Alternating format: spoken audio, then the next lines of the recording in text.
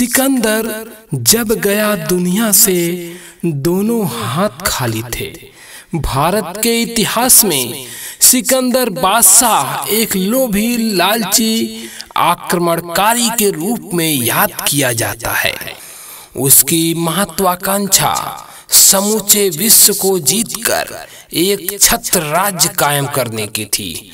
उसी को पूरा करने के लिए अपने विश्व विजय अभियान पर निकल पड़ा था। सिंधु की लड़ाई में घायल हो जाने पर उसके अंगरक्षक उसे चादरों में लपेट ले भगे। बेबीलोन के मरुस्थल में पहुंचने पर उसे बहुत तेज की प्यास लगी।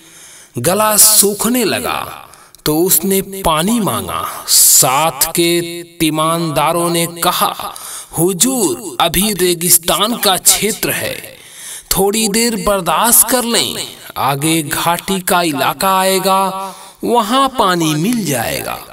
सिकंदर प्यास से बेचैन था। बौखलाकर अपने ताव में आकर कहा कि सिकंदर बादशाह जो बोल रहा है, उतारो और अभी पानी की तलाश करो। उतार कर चारों तरफ पानी की तलाश की गई, लेकिन 10-10 कोस तक पानी नहीं मिला। मजबूर होकर उसे उठाकर आगे बढ़े। सिकंदर ने कहा, तेजी तेजी से चलो और जल्दी से पहुंचाओ। मैंने अपनी माँ से लौटकर मिलने का वादा किया था, उसको जल्दी पूरा किया जाए। जिक्र है कि वक़्त जब आखिरी आया, सिकंदर इस कदर बोला, दिखाओ वालिदा मेरी, बदल जाए ना यह चोला। तात्पर्य है कि जब सिकंदर का संसार से जाने का आखिरी समय आया तो उसने अपने सेवकों, अनुचरों से कहा कि जल्दी करो, मुझे मेरी माँ का दर्शन करा दो, कहीं उसके पहले मेरा चोला ना बदल जाए, यानी शरीर की सांसें खत्म ना हो जाएं। हकीमों ने कहा, फौरन, हुजूर, नब्ज कहती है, अभी बस चंद लम्हों में शहंशाह की सांस थमने वाली है। सिकंदर बादशाह के साथ जो हकीम वैद्य चल रहे थे, उन्होंने बादशाह सिकंदर की नब्ज नाड़ी को देखकर बताया कि नब्ज की गति बता रही है कि आपका आखिरी वक्त बहुत नजदीक है, अभी चंद मिनटों में यह सांस थमने वाली है। सिकंदर ने कहा, क्या दुनिया को जीतकर उस पर एक छत्र राज्य कायम करने का इरादा बनाने वाला सिकंदर बादशाह आज इतनी मजबूर है कि वह अपनी माँ का दीदार नहीं कर सकता? हकीमों ने उत्तर दिया, मुल्क की राह लंबी है, पठाया जा नहीं सकता, कम वक्त सांसों की दौलत को बढ़ाया जा नहीं सकता। कहा कि यहाँ से मकदूनिया की दूरी बहुत अधिक है, तब हवाई जहाज का आविष्कार नहीं हुआ था। किसी भी यत्न से शीघ्रता में आपको अपने मुल्क में नहीं पहुंचाया जा सकता। जो सांसों की पूंजी खत्म हो गई, उसे एक पल, एक छिन बढ़ाने की माछा किसी के पास नहीं है।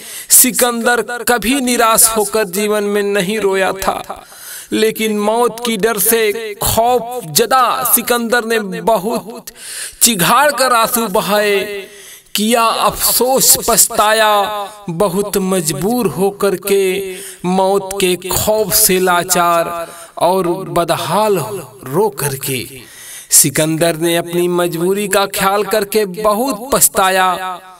मौत के डर से वह लाचार और बदहवास होकर रोने लगा, बहुत आंसू बहाए।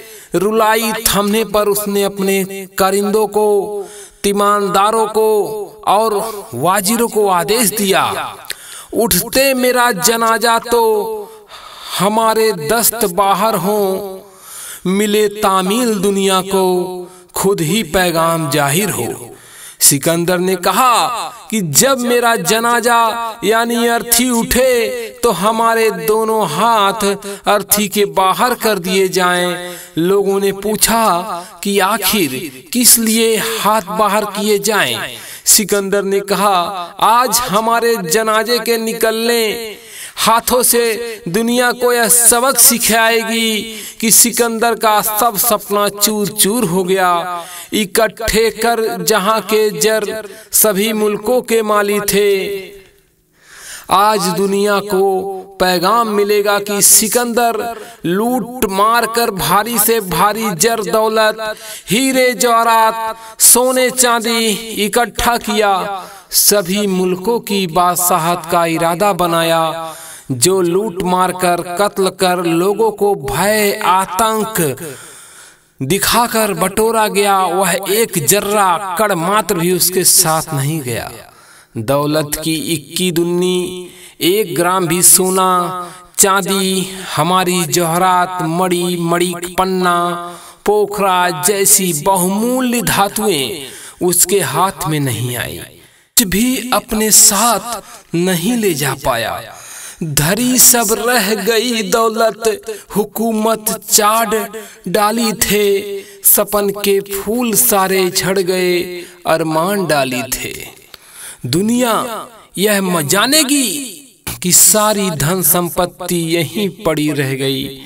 और आताताई, अत्याचारी, नरसंहार, लूटमार वाली हुकूमत थी, वह काम न आई।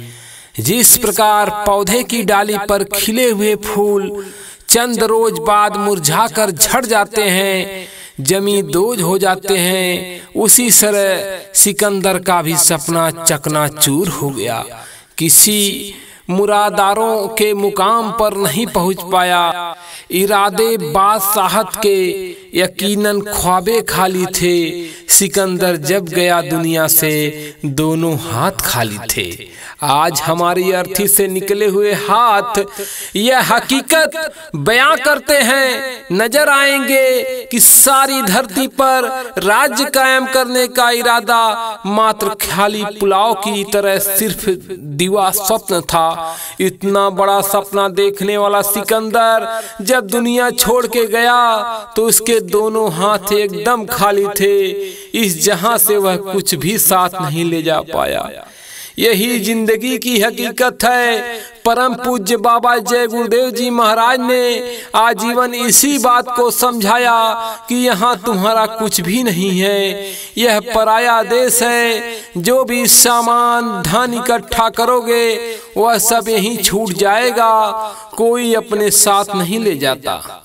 जो सुहावना अवसर मानव शरीर रूपी मंदिर में मिल गया है, इसमें अपना काम बना लो। जीवन के असली उद्देश्य को पूरा करने के लिए संकल्प बना लो। रात दिन उसके लिए चिंतित रहो, नहीं तो आदमी का जिस्म क्या है जिस पे सैदा है, जहां एक मिट्टी की इमारत है, किराए का मकान। कहा गया है कि इंसान का शरीर क्या है जिसे झूठ अहंकार में फूला फूला फिरता है, गर्व गुरूर और गुमान पर इतराता है। यह एक मिट्टी की इमारत की भांति किराए का मकान है। जय गुरुदेव।